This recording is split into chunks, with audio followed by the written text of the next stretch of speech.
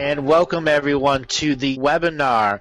I am joined by the infamous Sacha Stone and Simon on the sofa, Laura Uplinger, Patty Greer, Rebecca Cope. We have some amazing guests, amazing conversations. Welcome everyone.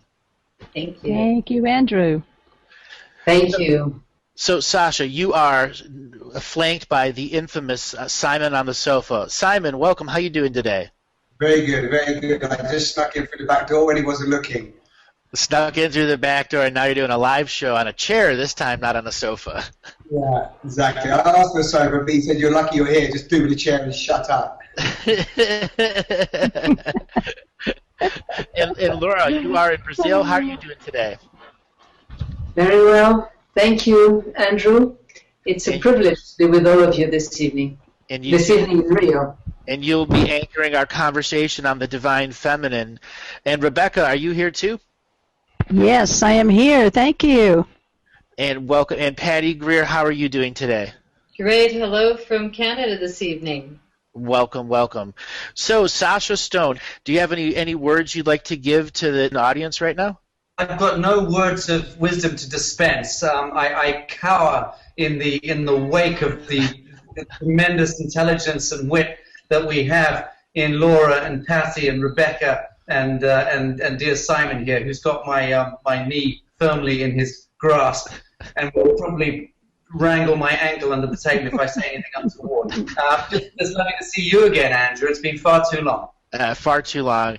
Anyways, I'd like to thank all of the listeners that here, and right now we are going to get into this open roundtable, and there's some incredible wisdom that both Laura and Patty and all of us are going to come to share on bringing about the divine feminine and the divine masculine, manifesting it so the heartbeat of Earth is felt in the human heartbeat of sharing. So Laura, where does it start loving at birth? We feel it in the womb. We feel in pre-womb times. We feel in being wanted. This exquisite invitation to come here on Earth when there is this kind of connection. I see that the title for this webinar has also to do with sovereignty. What a gorgeous way to start a true sovereignty, by being wanted before conception. This collaboration with the universe, this surrendering. And in that surrendering, we find a whole new layer of self-source. That self-source, that's that 0 point in the fetus in the mother's womb. And so much of that 0 point teaching is teaching us what's beyond the womb, what's inside it. It's this life experience. And that life experience begins when we come out of that fetal sac. That's where sovereignty begins. And at the same time, we're sovereignty in that first little foot stamp that's your live birth certificate. It's where it's taken away legally. Yes, it's very quick, isn't it? Now, you're talking about education, and education throughout the very tissues of every organ. Can you imagine what an incredible way to get at somebody's beingness? So what a gorgeous responsibility. On the other hand, it's so seldom conscious. No way, I mean, we lack that sovereignty. We lack the joy of understanding, of learning, of teaching, because that very first education was kind of misled into more of selfish or unconscious way of lives. And the unconscious way of life is how our kids are growing up. And this unconscious way of life has turned into this concept in modern terminology of sheeple, people being asleep, not awake. And we are the legacy bearers of that. And we are ultimately the legacy bearers of whole other layers of truth, whole other layers of truth that take us into sovereignty, take us into what is truth in our world, and then what is true sovereignty. But then you need choice, right, Sacha? Well, I like what Andrew spoke to a moment ago about the newborn babe coming out of the sacred waters of the eternal mother and being birthed into the atmosphere.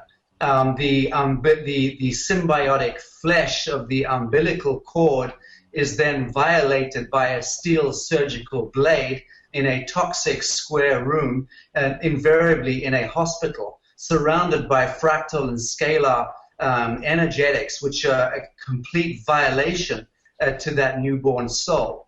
And then that child is invariably spanked by a male, a stranger in a white coat, until it howls, whereupon its foot, the sole of its foot, is placed onto that certificate of live birth. And it should not be lost on any of us who wish to learn about and then disengage from the dream spell and the spell binding, that it is the sole of the foot, which is a totem of the human soul in point of fact, that is being rendered indentured into a fiction.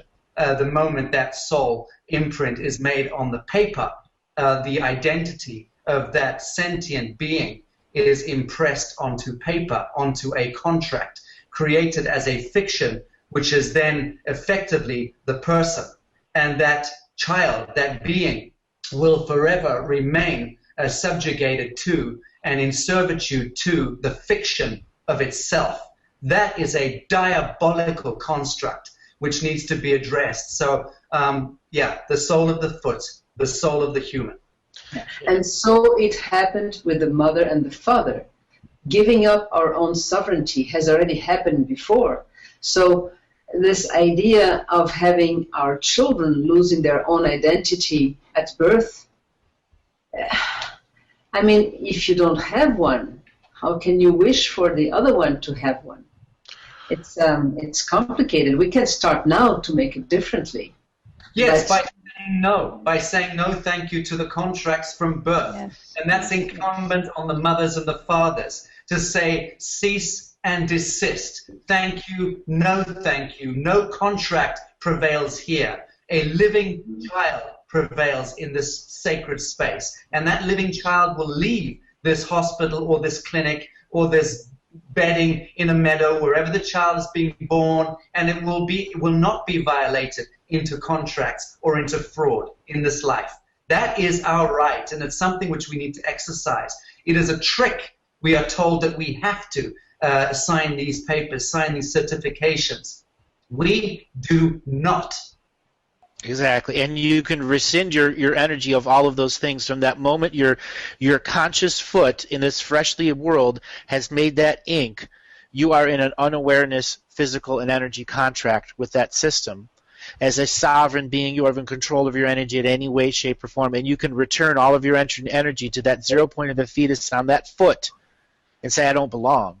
Provided you put down the Kool-Aid and the remote control, yes. That's right. Spit out the sodium fluoride and all the other stuff that they're doing, the vaccinations that you get within an hour of your birth. Well, let's not talk about the mercury that's in the ink and that's going on your foot. Which is the same mercury that's in the vaccinations. Interesting, isn't it? We do sound like a bunch of hippies already, and we're not even a bunch of heretics over here talking about the system. That's what it is. Well, what we're trying to do is improve things, not just sit around whining, and that's the difference here. It's very important to do so. Exactly. Yeah, it's good to lay the foundations as well, you know. It's good to lay the foundations from that non-judgmental space, but from an observation. And then we can dissect and then give options of how we can shift that, you know, because I think a lot of people, they hear this and then they still feel disempowered. So I think through these beautiful webinars with wonderful people, we can offer that opportunity of, you know, self-empowerment, or that's what it feels like. Spoken like a true novice, and he's only just graduated from his first lesson in sovereignty today. Quick learner. Rebecca, you were going to say something?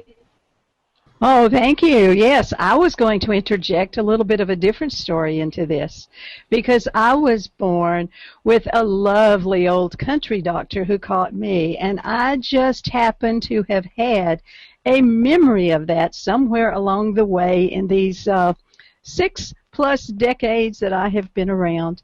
And so there, I was born in southern Appalachia, right in the heart of what I call the fundamentalist country, where things are so different that we have to stop and pull back a little bit and just remember that so many people have no clue what we're talking about. Because this is, as we bring so many more people into the conversation. So I just remember this beloved old country doctor. I remember the day he died because my community went into mourning. My mother loved this man with a passion, and she should have, because he treated her with such respect. Here she was, this 16-year-old who had me when... I'm just going to tell the story here because I think it's so important that we remember some of this. My mother was one of these people who was outcast by her community because she married my father two months before I was born. So here I am dealing with all of these issues and in this fundamentalist community and having to go through what on earth I'm doing here. And how I am a part of this conversation because I have been a part of this conversation since the day I was born, simply because I was somewhat conscious when I came in. So I want to just remind us that when we talk about too many of the issues that people don't understand, we kind of have to go at it a little bit slower. I've been working with Amit from the National Geographic on this documentary that we're pulling together. I'm working with these incredible people, and I sort of feel how Patty felt when I was listening to her Crop Circle interview with Sacha, and she said, I became an accidental documentarian because I'm all of a sudden right smack in the middle of all these wonderful ideas, and I'm working with people like Amit, who has worked with National Geographic, and Rozier, who is the most incredible person on the face of the earth to put all these together. And so he has reminded me today that one of the things that we do want to do is to pull this back to a conversation where people can really understand from the fundamental level of what it means to be human and what it means to love each other and what it means to have that taken away from us, especially in America, over the last 30 to 40 years, as this greed is God conservative mentality has taken over through our churches and through everything else. It has been so devastating to the human soul here in America as they have done this. And most people do not have a clue. So how do we bring this conversation back to the place where the majority of people can begin to join in this conversation so that we can take this to a new level? So, well, I think can I answer to that, Andrew, briefly? Absolutely. I think, Rebecca, that and certainly what I'm focused on at the moment is considering how the average human being, the average good human being, and I believe that all humans are fundamentally good, yes, are tricked into this, what I'll loosely term as serpent matrix, because it's certainly no friend of a Homo sapien. And we're tricked into it in so many ways. And we know now that walking out of our front door, we're immediately subjected to an absolute barrage of psychological complex media which conspires to rob us of our dignity, rob us of our true divinity, our true identity with nature and with relationship. In every way, shape, or form, we're being bombarded by these Luciferian, false light identifications and idioms, whether it's Hollywood or MTV culture or getting on a plane and having a holiday in paradise and going into debt to afford that, taking out mortgages, taking out loans, getting a better telephone, getting a better high-resolution computer screen so you can keep up with Joe. All of this stuff is just a relentless insult to who and what we are. So it's hardly surprising that the average human being is unequal largely to the task of engaging with the business of simply being human, engaging with our feet on the grass and engaging in the relationships that we have and that which we engender, and being able to conduct those relationships in an organic way, a way that is uninhibited by all of these false constructs and idioms and totems. So in the first instance, in my considered view, it is necessary for us to bring about the conversation you've just asked that we bring about. We have got to get it across to the average person that wearing the costume is them entering into the contract. That filling out their name on the form, whatever form it is, black block capital letters, is invariably entering into the contract. Paying taxes, for the love of God, in the first world does nothing more, nothing less than pay for blood sacrifice or bloodshed. So the disease, the poverty, the war, the pandemonium, the helter-skelter, the convolution that we are caught up in is being perpetrated by good men and good women. And so we've got to explain how every action we engage in that stands outside of pure truth is the action which feeds and permissions that matrix to subjugate us and to contain us and to devour us. And that's a hard conversation for anyone to have, but we just have to have it. Yes, and I will respond because this was the question. I mean, you know, I've been around this a little bit longer now than some of you, and I remember asking this question about 1989. We had just been through working with Barbara Marx Hubbard with the Spirit of 86, and we had just been through harmonic convergence, and I had done a piece that was picked up by our local paper asking, you know, how this was going to be accomplished. And I just saw the symbol that I received just about the time I was asking this question, about 1989. This was a symbol that I saw in Michael Tellinger's video not very long ago, this beautiful one that he was dealing from the energy conference that he was showing everybody what a world without money would look like. And he had he had this picture of this human bridge with everybody leaping on top of each other's shoulders and creating this bridge that stretched absolutely all the way across our bridge. Well, as I was working with Barbara Marx Hubbard and all of these people that early, you know, several decades ago, I got that exact image. And what I saw was the joy. The absolute joy that all of us felt as we began to come together like we are now.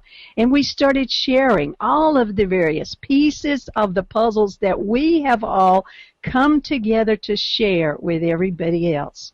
And we're just leaping on top of those shoulders and reaching out across the country, across the world, and doing whatever our little piece is to do. And so I think that this is what this greater conversation is about. As we all come together, we all have our particular experiences and our way of dealing with the world. And as we begin to share this, then people can hear in ways that were never able to be heard before. Because of the internet, we're breaking away from that paradigm of the media being controlled by the big business and the corporations posing as government.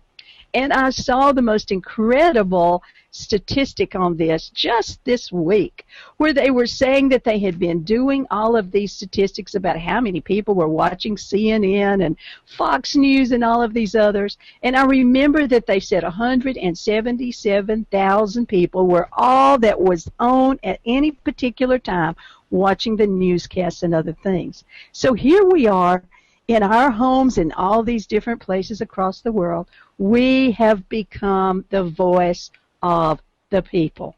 And so that's where I'm celebrating as we're doing this, because we are doing what we need to do to reach out in our own way. And in reaching out in that own way, that's that common moral code that we all need to be able to have to break bread. The proverbial metaphorical breaking of bread, whether it's breaking of bread of law and sovereignty, spirituality concepts, you know, architecture. You got to start somewhere. Science and spirituality have to meet somewhere. Science and law have to meet. Law and spirituality, they all have to meet somewhere with people sharing a common moral code of global unity. Yes. Beautiful. Well, I would like to move us into. Sorry. I'd like to kind of move us into the ethers because my field is bringing in the communication from the extraterrestrial races. All right. This is mine. This is what? I do the same thing. It's very, very similar. So please go ahead. So my experience was that I went to lay in a crop circle because I couldn't heal from mercury poisoning, of all things, in America. And I realize now, 10 years later, that it was all intentional to get my full attention, to get me to come and do this work for the Circle Makers. And, you know, all of us that have had ET experiences need to talk with the masses really like kindergartners. And that's what we were saying. How can we communicate this higher information so that we don't leave people out? I think this is the biggest piece of how to relate to the masses. So when I do a radio show, I always ask the host, how experienced is your audience? And some of them that haven't heard much about UFOs and crop circles, I've got to start at the beginning. I've got a really bad habit of going straight to the balls of light, and the beings came out, they had arms, legs, and a head, you know, and everybody's going, ah, and then they run. I've got to start at the beginning because the balls of light are so cool. So I think it's about retraining our thinking if we need to bring in a lot more new people as well as keep all of us ascending, which is imminent. I mean, we are all ascending no matter what we think is going on. The movement is up, frequency is rising. And the crop circles have been giving us this information about advanced technology for hundreds of years. So when I'm over in England, the elders are always saying, oh yes, the fairy rings, like what? Remember them back then. And those are old people. So, you know, these things have been around a long time. And I think it's about time we start really looking into the messages and communicating back, because they're giving us a language, math, and art that we all understand. They're making it very simple so that if we're willing, when we're willing, that we can communicate right back with them. So I'm on that team. And those teams right there are the point of global unity, where disclosure and truth come to these words. What does it really mean? Because it all leads the same place, that we are an incredible species that has amnesia, and we're about to find out what our race history is, and if it's the full race history or not. That's the battle for the belief systems right now. You're talking about the people that are burning out. It is because the belief systems in which they grew up in didn't have the same things that the kids' belief systems have. So many kids are raised by the PlayStation now, where their belief systems are very, very different. And then you have a whole different genre of children that have given up the PlayStation and gone back to books and gone to other things. You know, we are at this unique time where human spirituality and consciousness is awakening to its grand potential and not its limits and expectations from the previous epochs and generations. Yeah, now, Sacha, what you are bringing as the catastrophe of today, I see it as the catastrophe of the last millennia, 3, 4, 5 millennia, that we see how the leaders of our societies lived. There was injustice, I mean, endless wars. They didn't have the means to make it nuclear or to do the carnage we have now. But I don't see much change. Yes, there was perhaps more room for love here and there, but there is place for love today. Now, the consciousness of today, to change it once and for all, to have that sovereignty and address the spiritual, the divine here on earth. That's up to us. It was us back then, certainly. So I think we have learned the wrong ways. And about being born and the breastfeeding, every time you were wealthy enough, it was a white nurse. I mean, those things were not dealt with well. Perhaps in the traditions they existed. Let's be conscious of the coming of a great soul. But I see that the elites were very badly educated, and they were the only ones who had access even to a certain kind of education. So I think the whole work is to be done now. We cannot go even backwards and say, oh, at that time in history, look how they lived, look how wonderful it was for everybody. No, I agree entirely, but to speak to what Andrew just mentioned, I mean, if we look back, and if we are seeking recovery from that state of forgetfulness, then it is probably a good thing for us to acknowledge one primary pattern that has existed since, let's say, the Edenic or paradisic immortal origin in our true Genesis. There has been an intercessionary valley of death or a galactic sleep, which appears to have interposed itself on the grand narrative of Homo sapien, and in fact of the whole of Gaia, the whole of this earth. And so we can look back in our history. The only history that we're truly capable of seeing in the temporal sense is going back to, Queen Elizabeth I, and then Charlemagne, and before that to Nebuchadnezzar, and the Sumerians.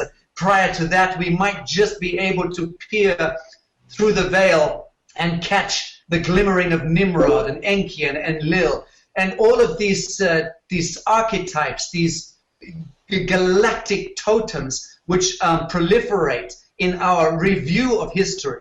They all speak to one thing, and that is the intercessionary principle. So the line of kingships, the priesthoods, the papal thrones, and God knows there's been many papal thrones, not just the Catholic iteration of papacy, but all of these intercessionaries, principally kings, popes, and priests, have been effectively standing between humans and our humanity. And this is really, the awakening that we have now is one where it has become absolutely obvious to anyone with a pulse that the restoration of true dignity at the Gaia level, at the collective level, at the atmospheric level, at the individuated level, comes down to this: I will crown myself king in this place. I will crown myself queen in this place. I will not kneel before another.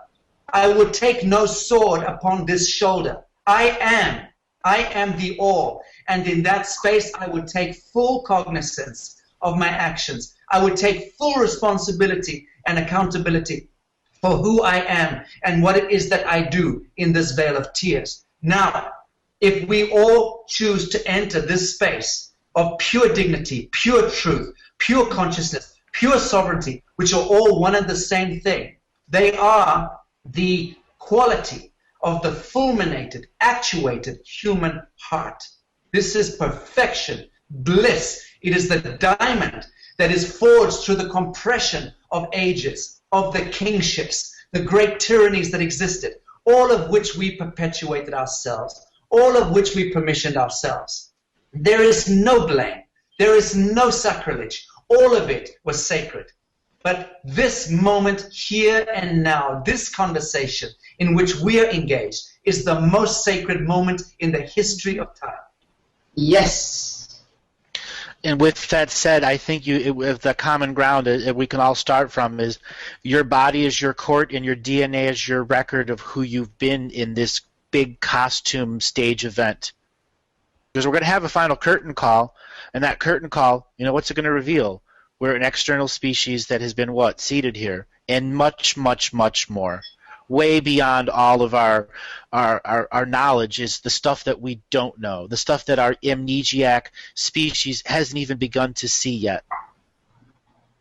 Yes, and one of the things that's been so absolutely amazing to me, having been a part of the New Earth Nation team for about a month now, is how many of those of us who are in this state of awareness who have joined together to do exactly that, to help spread this idea by standing up ourselves in that sovereign capacity in whatever way we need to do, and carrying this message to the greater part of humanity. That's what I see as the beauty of all of these conversations we're having, and how the New Earth Nation, the idea of stepping out of the jurisdiction of these corporations posing as government, so that we have the reflection of that separate place, so that we can look back and we can see the ways that we have been enclosed within this kingdom of their own making, this kingdom where they make all of us decedent estates. It's like the old zombie movies to some degree, where we are waking up from the dead and having to take on our role. And I see this as the thing where New Earth Nation has excelled at this point in time. So I really just have to celebrate all of us being together, and Sacha's role and Greg's role in helping bring this to the place where we can have these conversations, because I've just found it fun and amazing. And talk about joy. Wow. That's beautiful. And you know, Rebecca, as well as waking up and standing outside of the corporate fictions of the governments and the indentured servitude, which, as you know, Greg and I refer to as the voluntary servitude, because in point of fact, we are not victims of this complex. We actually volunteer ourselves into that servitude until we choose to step out of it. But it's not only the fiction of the governments, the systems. The greatest threat is actually our failure in many respects to acknowledge that we are living in the fiction of our persons as well. Oh, yes. And yes. Well said. in fact, we need to move beyond this notion that I am a war veteran, I am a medical professional with a PhD, I am a tremendously important celebrity, I'm a wealthy man, I'm a poor man. Whatever these identifications are just this. They're identifications. And we even need to transcend these identifications to enter into that bliss state, into that pure truth state, where we engage with multidimensionality in real terms. With that being said, when we leave this corporate structure and we want to work with an off-world structure, that's where the crop circle people, where the record keepers, where the indigenous flame keepers come together. And I'd like to ask Patty about what she sees as a sovereign community comes forward, is how the different galactics or the organizations that she's communicating think of it. I think the important thing is that everybody start to listen and to start to see what is in plain sight. And that's what crop circles have been for all these years. They're showing us in binary codes sometimes, which are so blatant because a computer can read them. And computers don't typically make a mistake. And so when you're reading zeros and ones and dashes and digits, it's pretty clear when the message comes in through a crop circle, and then you see the photo shots of the ground, that these things are very specific. And the difference between a crop circle made by humans and the others that I find interesting are that the human-made ones have broken wheat every 3 feet, where they have boards and ropes, and they push the boards and ropes down. Where they step on it, it's all broken.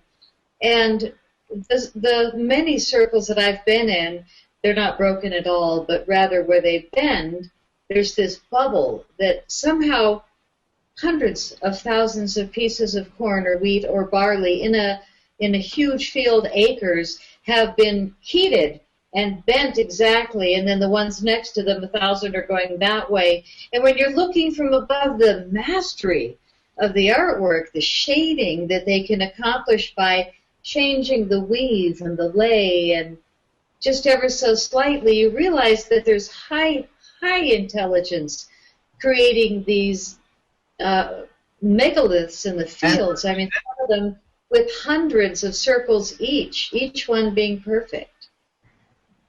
They're mind-boggling. And so to slow down and start to look at the gifts we've been given is where we start to understand the messages. And the recent talk that I did, they come to me in dreams. So 2 weeks before I spoke at the International UFO Congress, they came in and said very clearly, speak to them in crop circles. And they just kept showing me like I was showing a book, turning the pages one after another crop circle. So in 75 minutes, I showed 321 photos. Those poor people just about fell over. But they knew that they had received a lot of information in a short period of time. So again, it's about looking at the messages because they're right there. What does the binary message unfold to? The positioning of the seasons and the stars? The understanding of numbers? It's a lot more than that. It's biological. It's chemical compounds. My God, it's extraordinary. If you study crop soli, is that the one, crop soli? I'm thinking of the Arecibo message is the one that's so amazing. And it had all these elements that you're talking about. The size of our bodies, the population, the elements on the planet. And the interesting thing was that it's called the Arecibo message, I think the one you're talking about, where we had sent this message out in space in 1974 from Puerto Rico, from the Arecibo Tower. And in 2001, it came back in a crop circle, almost identical. When we hold them side by side, there are specific changes, but it was definitely a response to something that we had sent out into space decades earlier. But the important message that I was referring to with the binary code was 8 miles away from that one, which was a direct response from them to us with these specific changes. But the other one in 2002 was the alien face and the disc. You guys all remember that one, the alien face and then the big round disc with the... It was a binary disc. Yeah. And that was no accident. During the time of 9/11, and the day before that, $2.3 trillion went missing, you know, and big surprise, the following day there was a very big event. But, you know, during that time, the circle makers delivered the alien face and the disc, and the binary code said, beware the bearers of false gifts and their broken promises. Much pain, but still time. Believe there is good out there. We oppose deception. Conduit closing. And they not only stuck it really specifically in a field quite near the Arecibo response a year earlier, but both of those fields have a line of telecommunication towers with satellites on them. So both of those binary messages were not only placed in farm fields in southern England, the epicenter here of crop circles around the world, but both of those fields had the opportunity to tell the world the message. And what did we do? They slipped it under the rug, and the conversation went away.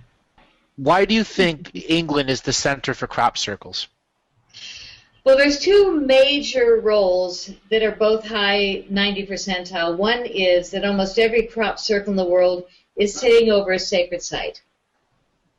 And Wiltshire, England is riddled and laced with mounds and dolmens and sacred sites. And so when we map out all the sacred sites on a ley line map, we find that at the end of the summer, when we took push pins and stick them in the location of every crop circle, almost all of them are not only sitting on a ley line between two sacred sites, they're also sitting on a crossing called a node of 4 sacred sites. So it's a very heavy crossing of spiritual energy. So that's one of the things, is that almost every crop circle is sitting over a ley line, and this area is just huge ritual zone where they've come for 6,000 to 7,000 years to do a sacred ceremony at Stonehenge and at the Avebury Stone Circle and at Silbury Hill. All 3 of these locations are within this 40 square mile radius of the epicenter. The other piece in the high 90 percentiles is that almost every crop circle is sitting over an aquifer of water.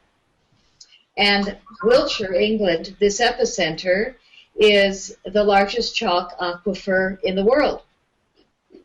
So these things are no coincidence. The ETs that are creating these crop circles not only are sending these sacred geometric forms into the earth, my guess is that they're also intending it to go into the waters of the earth and out into the oceans and to purify everything. It just feels like it makes sense, doesn't it? I'd like to speak a little bit to that, if I may, because it's also a fact that the United Kingdom is, well, it's known, broadly speaking, as being the heart chakra of the earth. And the fact that the heart center of the earth has been for a very long period of time, at least since the centurions of Rome marched here 2,000 odd years ago, plundering the tribes of the Iceni, and that grisly history. What they did at that time was effectively use Londinium, London, as this confluence point, this energetic node point of locking and loading the serpent matrix, the totem of blood sacrifice. The financial district of the world is principally governed from the square mile of London, which is protected by St. George's dragon, has its own laws that prevail, its own constabulary protected. So the heraldic, occultist, Masonic legacy of ages in respect of the antithetical story of the beautiful crop circles, the impressions from the heavens. Well, the impressions of the netherworld exist in the United Kingdom as well, and have done for a very long time. So to my mind, the Galactic family are arguably simply also choosing a United Kingdom in order to unblock that confluence, again, of low vibrational totems. Well, definitely a good balancing point then for the UK. And I don't want to be ashamed that I'm from America, but I will say that they don't choose America very often, the circle makers. And the last time they did, I am ashamed. Okay, we're all smiling, right? Do you remember the last time they gave us a crop circle, beautiful, looked like a lens of a camera, and it was in Chewillar, California. Did you guys see that one? Yes, I did. So Chewillar, California's beautiful crop circle. The night before it happened, a young man writes me on Facebook. He says, "Hey, I've seen your movies. Really want to talk with you." So I wrote him back and I said, "Hey, nice to meet you." I wake up in the morning and there's this huge photo of the Chewillar crop circle, and he goes, "Oh my God, I meet you." And 1 hour from my house, this crop circle just showed up. So I'm driving there now. So he takes off, and I'm like, "Oh, goody, I've got like first-hand story. I can't wait to hear from him." He gets back and he said, "It was horrible. By the time I got there, there was a line of white vans and military guys lined up, not letting anybody in the field." So it was, he said he stayed there all day and nobody got in. And then the farmer was told he had to mow down the field and pull everything out by the roots. So they cleared the crop circle and took it away, so there was no evidence of any right doing. And so with all the wheat gone, they still didn't let the researchers in. So I'm guessing it's probably fake, you know, going to all that trouble. And so fascinatingly, on the Colorado News, we had the head of what ended up looking like that lens was called the NVIDIA camera lens. And so the head of NVIDIA had his arm around this English crew, and they're going, "Yeah, I flew these guys over and they made a crop circle for me." But then my nephew in California saw another news brief with the head of NVIDIA, a different guy, saying, "Yeah, we had these high school kids making the crop circle." And when I heard about this, I was quite stunned. It was like, really? That's all I can say anymore. Really? So why don't they come to America? Well, there's a good reason. Oh, You know, that's a sad one. Wow. That comes down to sovereignty again. How long can we let them lie to us? And how much more lies can we as a species take? Well, I think it's about honor. I think this whole bit with us with each other, with us with ETs, with us and wildlife and animals that are in our homes, it's about coming back into the heart center and really just being pure-hearted. Then we get along with everyone. But you know, it's also, I think it behooves us right now just to speak a little about America, because I feel very defensive and protective toward my brothers and sisters in America increasingly. And it's because it has become patently obvious to me that America is the cauldron, it's the melting pot. America is the world. There is every type there. There is every culture, every creed, every genome. And I believe from my studies, my researches, and more importantly, my intuitive wisdom has indicated to me that America is the experiment, and the so-called New World Order, the martializing of the planet, this anal, intuitive, patriarchal, reflexive attitude, which is utterly deviant to the human spirit, is being perpetrated against Americans more than anyone else on earth, by design, engineered by design. So in that sense, the Fourth Reich prevails in the United States of America, and one could argue that that is designed, again, on the back of the franchise of the Second World War under Project Paperclip, which we all now know is forensically evidenced, that the military-industrial complex that issued out of the United States and dreamt this world up into a monstrous story of war and warmongering and terror and terrorism is really the issue off the back of the franchise of the Second World War, because when Berlin was stormed in 1945, a deal was struck between the Allies. Great Britain, Roosevelt in the United States, Stalin in Russia, and Churchill cut a deal. And that deal was that the Russians, who had shed more blood, would be the ones to, and they were closer to Berlin, would be the ones to send the troops in, raid the bunker, and plant the flag and, have the victory headlines. Great Britain maintained its stranglehold over money and over the wealth of nations, and continued its franchise as the controller of monies and wealth. And the Americans cut the deal that they wanted to be able to safeguard and protect what came out of the Nazi regime, the military might, the anti-gravitational technologies, the biotech monstrosities that were being perpetrated in laboratories against the human genome as part of the grisly medical experimentation going on there. So America was given the rights to effectively send, under cover of protection, thousands of military scientists and professionals who were given safe housing and new identities, principally in Washington State.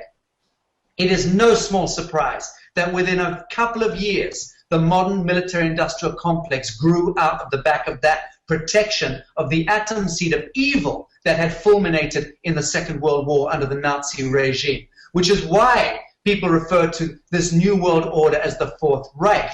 And that's not even getting into the story of how U.S. Standard Oil, which is effectively the Bush family legacy, was funding principally the Third Reich and the Nazi rollout. So these, again, are paper trails, money trails, forensically evidenced nowadays, which we had not the means 70 years ago to do this kind of unearthing. Now, isn't that an irony, that we've come 70 years from that fulcrum, and only now do we have it in sharp focus about what was really happening, about the deals that were being cut in Malta or in Yalta by the Allied powers. And they were all men of a certain age, of a certain bearing, who decided to take responsibility for the planet and take the long view.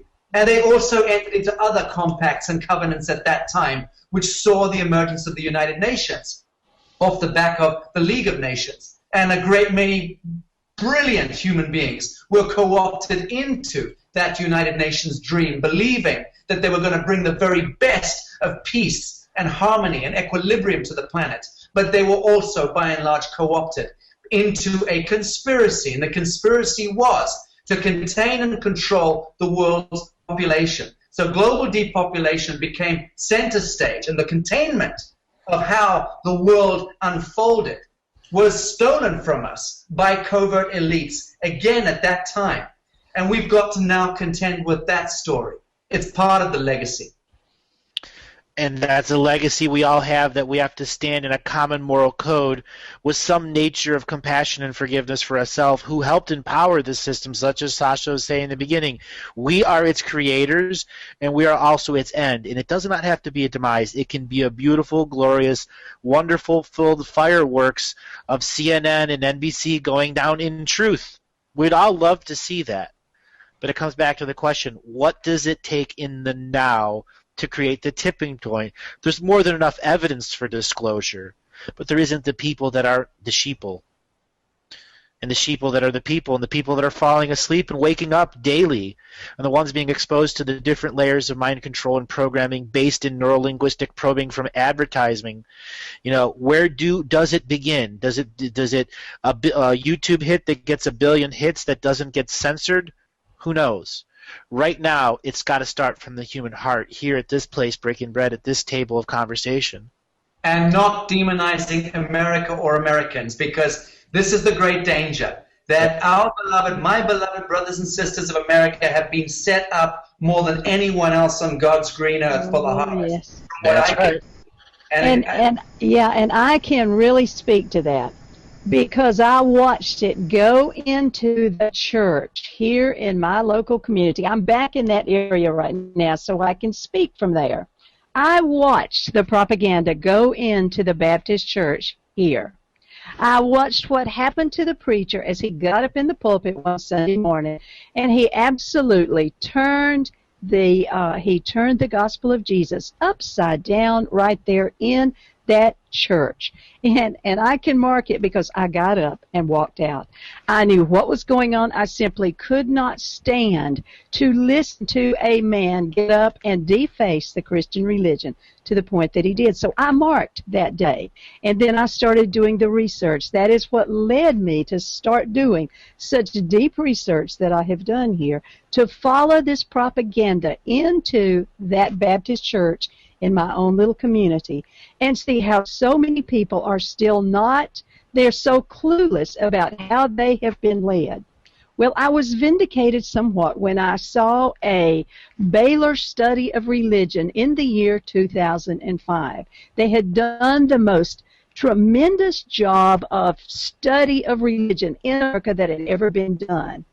Well, those people who went to church every Sunday, who came from the Baptist faith or who came from certain fundamentalist churches, voted 100% in lockstep with the corporatist agenda and with what is called the conservative platform in America. They were led to help them take over the political, it was like a political coup. And these people who still have no clue were the ones who participated in that. It will break their hearts. When they get this message, we are going to have to deal with pain and suffering like nothing you can imagine, because here is the country who believes they are the last bastion of freedom for the world, and they're the ones who have been so traumatized by this propaganda and the police state that's here in America right now, that people are waking up. The people I work with on a daily basis are finding their way to stand up. And that's really the story that'll be told here. Bravo to that, Rebecca. I love you so much. To speak about America there for a second, we understand America was created under a spendthrift trust, a Declaration of Independence, that preamble. Since then, we've been under corporate servitude. That's how far back it goes. Yes, and it is. If you don't know that, guess how many presidents we had before Washington? War ended in 1776. When was Washington elected? There were 9 presidents before Washington. Yes. Let's get to some raw truth here. Let's talk 1864. Let's talk the Cancer Act. Let's talk Federal Reserve. There's so many layers of truth where each generation had given away some major power until finally now the last powers that they want is to be able to do a colonoscopy on you before you get into an airplane. Is that pure truth? It's someone's truth. I'm sure somebody in the TSA has already thought of it. Dang. They don't want to keep putting the gloves on all the time, so they want a machine to do it. Well, when the average man and woman know how to apprehend men in costume and women in costume, which is really what, I mean, Rebecca, correct me if I'm wrong, but our Law Academy is gearing up to be very much part of that process of re-educating people. Oh, yes. Training protesters. Well, just knowing how to comport yourself with a man in a costume. I do it very often, but if you do get stopped by a policeman or by NSA official or a TSA official. There are ways and ways of comporting yourself in pure truth and in great courtesy, which absolutely prohibit any violation of your person.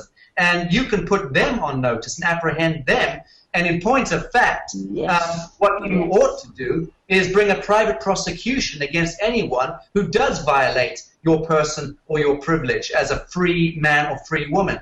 So this business of simply complying, asking for permission, rolling over, acquiescing, shuffling along, just hoping that the man doesn't spot you in the crowd. To hell with that. Spot me. Come for me. We must stand up. We must demand to be the man. And then demand an inherent court of equity. Be smart about it. There are so many law concepts that can be applied to a conscious protester who understands that men in costume are going to come with their costumes, going to put on their wristbands onto you. You are now part of their stage play. And when you get brought in front of their night court, who is not expecting a person to know what to say or know how to speak or know how to not say anything, depending on the person's personal understanding of sovereignty from the place that they're in, right there, if you have 1,000 people that are trained like that, that judge's going to be crapping a brick. And I wish you could see the amount of people who are gathering in their living rooms or just in front of their computer and having these mock trials before they go before the judge. Exactly. If you could see how people have band together here in the United States and how as soon as one little tidbit of information that helps them stand in these foreclosures, for instance, if you could see how fast this is going through this internet, you could see how these people are jumping on the shoulders of each other to help get this spread. I mean, it has been something that has just been, it has been tragic, but it has been absolutely heartwarming to see how people are reaching out to help each other. And this is the big story that's going on in America. Well, you know what? If there was a common group that began sharing some of the techniques like traffic tickets, asking the judge for their oath and their bond, if it's a mayor's court, there is no oath and there's a fake bond. And if it's any other judge in the United States or even federal court, 95% of the judges have no oath or bond from the President of the United States, so they're just corporate judges. Well, they're operating in treason and in fraud, and that is a very, very serious matter indeed. And in point of fact, I know you've got to be announcing a break any minute now, Andrew, but when we're back, I very much look forward to Rebecca speaking a little bit about the New Earth International Tribunal for Natural Justice and the citizens' grand juries that we've got in our sites. Oh, absolutely. Why don't you take us to a break here, and when we come back, we will be talking some incredible stuff with Rebecca here.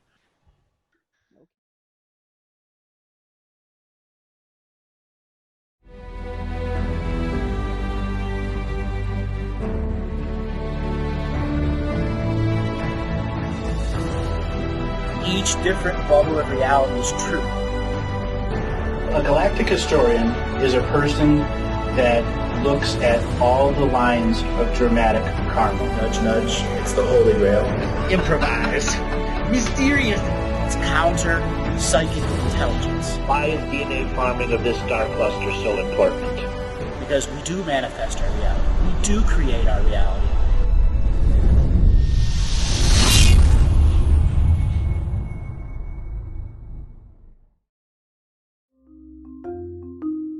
Hello. Let's create, let's co-create, and let's change this world with love.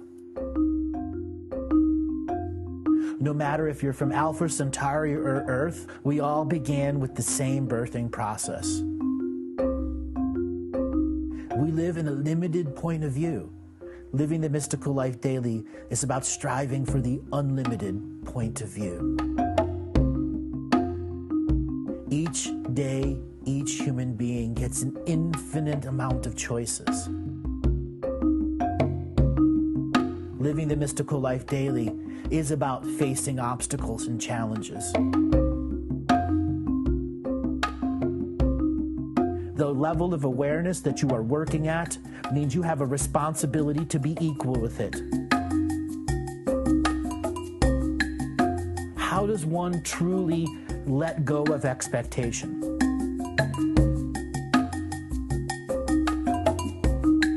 You can make the moment that you wake up to the moment you go to sleep sacred. The keys to success: choice, choice, choice, and choice.